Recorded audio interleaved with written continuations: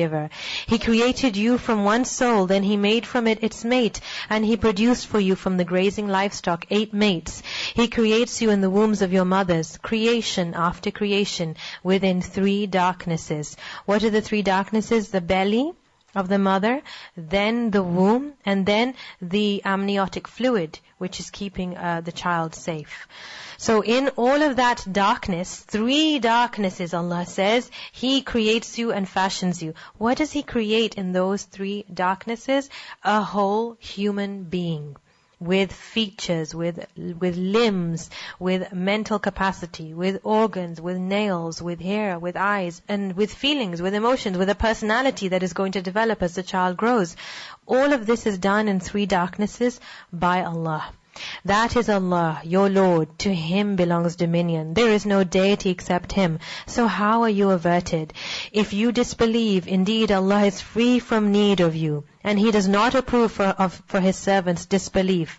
And if you are grateful, He approves it for you. Meaning, should you be grateful? And gratitude means that you are grateful to Allah, and thus you use the blessings He gave you in a way that pleases Him. This is gratitude.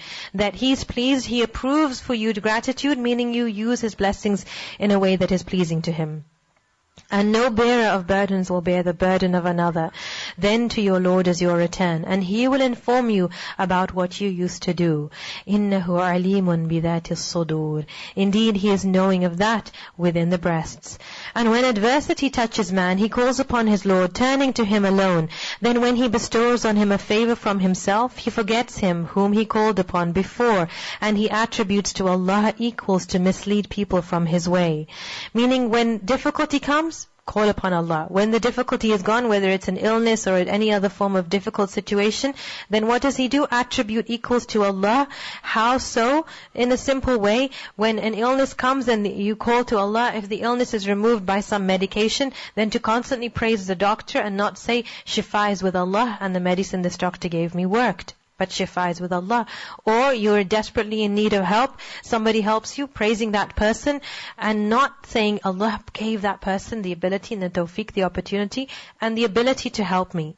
Enjoy your disbelief for a little, indeed you are of the companions of the fire. Is one who is devoutly obedient during periods of the night, prostrating and standing in prayer, fearing the hereafter and hoping for the mercy of his Lord, like one who does not?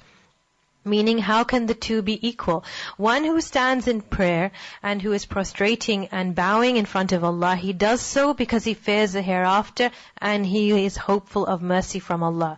That's what makes that person stand in prayer at night.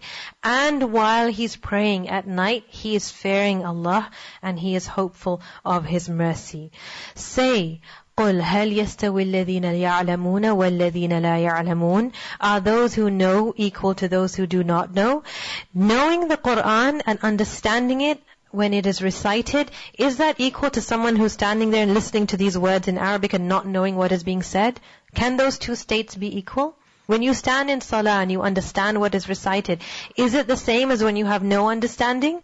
It's not the same. It's totally different. Those who know and those who do not know are on a different level. Only they will remember who are people of understanding. قُلْ يَا عِبَادِيَ الَّذِينَ آمَنُوا اتَّقُوا رَبَّكُمْ لِلَّذِينَ أَحْسَنُوا فِي هَذِهِ الدُّنْيَا حَسَنًا. Say, O my servants who have believed, fear your Lord, for those who do good in this world is good, and the earth of Allah is spacious. Indeed, the patient will be given their reward without account. Meaning, the patient people will be given reward in abundance, so much so, they will not be able to imagine that they could be rewarded so much for their patience.